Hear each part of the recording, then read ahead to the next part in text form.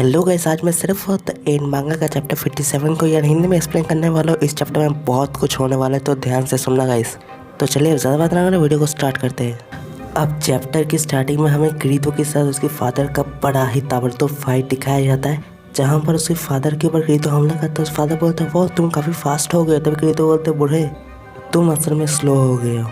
और तभी क्रीतो और भी हमला करता है और बोलता है कि अभी तुम्हें हार जाना चाहिए। और उसके फादर बोलते हैं शायद मैं हार जा भी सकता हूँ। और तभी आगे भी क्रीतो को बैकअप देती है और ये देख के उसकी बाप बोलती है कि अच्छा तो वो लड़की आज भी तुम्हारे साथ है, हाँ प्यार पे गिर गए हो क्या।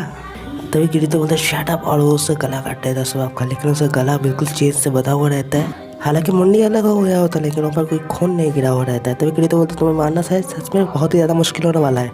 अब सीन जाता है गौरन के पास, जहाँ पर मित्सु बोलती है कि वैसे हिरागरी फैमिली बहुत टाइम से राज करी, मतलब सेंचुरी से, और मेरी फैमिली उन लोगों को सर्व करी। तो मुझे लगता है हिरागरी फैमिली ही ये सब के मतलब पीछे होगा। ऐसा तो होना ही चाहिए, मतलब ये तो कॉमन चीज़ है। तभी गौरन बोलता है हाँ एग्जैक्टली ऐसा होना चाहिए, लेकिन ये वाला वैसा नहीं है। तभी मित्सु बोलते लेकिन ये तो सवाल की बात है ना कि इन दोनों ही फैमिली, मतलब मित्सु की फैमिली और हिरागरी फैमिली बहुत टाइम पहले से एग्जिस्ट करते हैं, बहुत टाइम पहले से रूल करते हैं। लेकिन हिरागरी फैमिली बहुत टाइम पहले, मतलब जो इंसान थे तब से ही वो हेड में थे और अब भी हेड में ही बने हुए हैं। ऐसा कैसे वो इतना जल्दी ग्रो कर लेते।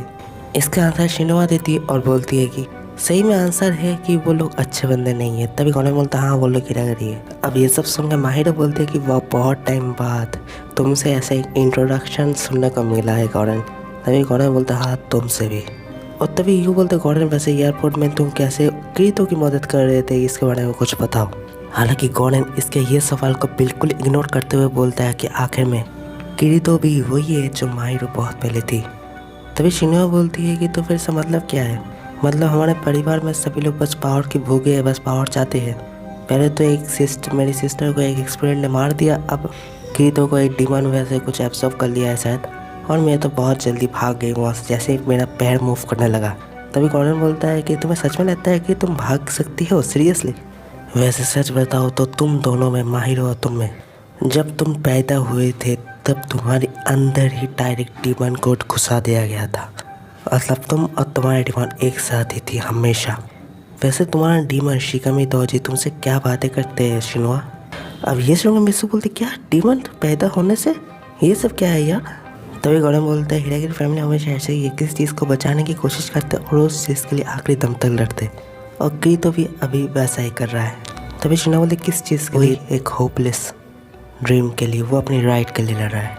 अब दूसरी तरफ सीन चला था जहाँ क्रीतो उसके फादर के पीछे बहुत ही ताबड़तोड़ लड़ाई हो रहा था। क्रीतो के फादर उससे बोलते हैं कि तुम्हें शायद पता नहीं क्रीतो, एक लीडर को किसी भी कॉमरेड्स, किसी भी गुलाम की ज़रूरत नहीं होता। तभी क्रीतो बोलते हैं अगर एक लीडर को लीड करने के लिए उसके नीचे कोई पीपल ही नहीं रहेगा, कोई इंसान ही नहीं रहेगा, तो फिर वो लीड किसे करेगा, वो कैसा लीडर होगा। तभी इसके ये सुनकर उसके बाप बोलते हैं कि एक ताकतवर लीडर को किसी भी चीज़ की ज़रूरत नहीं है और तुम कमज़ोर हो, इसी वजह से तुम मर जाओगे। और वो तभी एक हमला करती है आओ की तरफ, जहाँ पर क्रीतो आओ के बचा लेता है, लेकिन बदले में उसका राइट हैंड कट हो जाता है जिस हाथ से वो तलवार पकड़ा हुआ रहता है। तब उससे फादर बोलते क्रीतो तुम बिल्कुल भी नहीं बदले, जैसे कि तुम हाई स्कूल में जाते थे वैसे ही बिहेव अब भी है तुम्हारा। तुम कभी माहिरो की तरफ बन ही नहीं पाए, तो फिर आज तुम्हें मरना पड़ेगा, मैं फिर से कोई नया बच्चा जन्म दे दूंगा। और तभी क्रीतो बोलता है कि तुम्हें इतना जल्दी लगता है कि तुम जीत गए। और तभी वहाँ पर शेडोफत एंड आ जाता है, जो कि असल में किमिजुकी की बहन होती है। और तभी दूर से सिर्फ एंड एक बहुत ही ज़बरदस्त फायर करता है, जिसके वो देख लेता है क्रीतो की फादर मूव कर लेता है बहुत ही जल्दी। लेकिन तब तक क्रीतो अपनी तलवार लेफ्ट हैंड से उठा के उसके फादर में सीने में मार देता है, और ऐसे मारता है कि वो सच में मर जाता है। उसके अंदर का वो कर्स स्पिरिट भी कोई यूज़ नहीं कर पाता। क्रीतो बोलता है कि तुम्हें क्या लगा मैं आओ कि बस ऐसे ही बचा, वो सब मेरा प्लान था ताकि तुम थोड़ा सा शांत हो जाओ और मेरी तरफ फोकस करो। तो उस फादर बोलते हैं वाह ये अच्छा प्लान था तुम्हारा, लेकिन अपने दुश्मन को ऐसे जिंदा छोड़ना अच्छी बात नहीं है, मुझे मार दो अभी वक्त है तुम्हारे पास, या फिर तुम शायद सोच रहे हो अपने फादर को ना मारा जाए। तभी क्रीतो बोले चिंता मत करो, मैं तुम्हारे ऊपर कोई इंटरेस्ट नहीं रखता हूँ, मेरा इंटरेस्ट ये है कि तुम्हें इतने टाइम से कौन ऑर्डर दे रहा था, कौन है जो ये सब कर रहा है। तभी उस फादर बोलते हैं हिरागरी फैमिली असल में एक कर्ज है, किसने कर्ज किया है। और तभी उस फादर बोलते एक गॉड ने, और वो अब तुम्हारे पास जाएगा, शायद तुम माहिरो से भी बेटर हो गई तो, क्योंकि तुम मेरे ऊपर हमला की, वो भी अभी तक मतलब इंसान बन के अपने डीमन को उतना ज़्यादा कंज्यूम नहीं करके। और सिर्फ इतना ही नहीं, मुझे मार भी पाए। तो शायद मैंने जो 40 सिस्टर्स और बहन्स को मारा था मेरा अपना, उनमें से कोई लायक नहीं था। लेकिन शायद अब मेरा टाइम आ गया, मेरा भी खून बह रहा है और रिजेक्ट नहीं हो रहा है। तो अगला किंग तुम बनोगे। अपने दिल में किसी के लिए भी हमदर्दी नहीं रखना। अब वो तुम्हारे पास भी आएगा। और फिर उसके फादर मर जाता है, तो किरीटो बोलता है कि ये काफ़ी आसान था। तो अब नेक्स्ट कौन है? और जैसे ही वो पीछे घूमता है, उसके पीछे से कोई बुलाता है, तो तुमने मारा टेली को? हाँ, वैसे काफ़ी टाइम से वो जिंदा था। और किरीटो जैसे अपने पीछे घूमता है, वो देखता है कि एंजल खड़ा हुआ है उसके सामने। तभी किरीटो बोलता है, तो तुम हो वो कर्स? हाँ। तभी ये सुन के वो एंजल बोलती है कि वैसे वो ओल्ड मैन ने तो क्या पता है। तभी किरीटो बोलता है, तुम कोई गॉड हो? हाँ। तभी वो एंजल बोलता है कि नहीं, मैं कोई गॉड वॉड नहीं हूँ, वो तो मतलब पेचीदा बंदा है, कुछ भी बोला जाता है।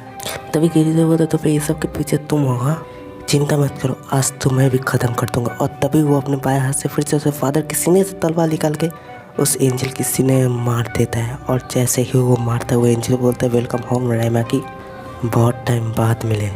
और रैमा की असल में किरीटो की शॉर्ट का डीमन का नाम है।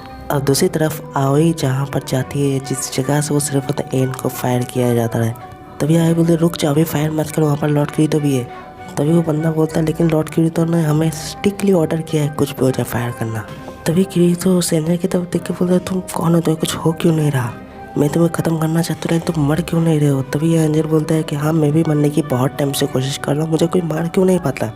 वैसे क्या वो सिर्फ तो से तुम सोच रहे हो कि तुम मुझे मार दोगे? वैसे उसको मैंने ही बनाया था एक्सपेरिमेंट करके, लेकिन वो कभी मुझे मार नहीं पाएगा, तो फिर वो करना भी बेकार है।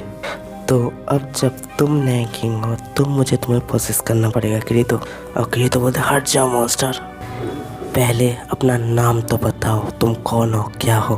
तभी एंजल बोलता है, तुम्हें मेरा नाम जानना है? और तभी सीन शिनोआ की तरफ चला जाता है। और तभी ये बोलते, क्या हुआ शिनोआ? तभी शिनोआ बोलते, कुछ नहीं। और तभी हमें दिखाया था माहिरो शिनोआ के ऊपर फ्लाई कर रही होती है, और माहिरो मतलब शिनोआ की सिर के अंदर देख रही होती है, ऐसा लग रहा है। और तभी एंजल की तरफ सीन जाता है, जहाँ पर एंजल बोलते हैं, मेरा नाम है शिकामी तोजी और मैं ही पहली वैम्पायर हूँ।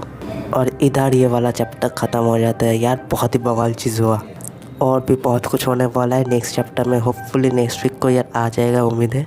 अगर आप लोगों को वीडियो पसंद आया तो लाइक कीजिए, चैनल में नए हैं तो सब्सक्राइब कीजिए, और जितना हो सके उतना दोस्तों के साथ शेयर कीजिए। फिर मिलता है, बस सिया।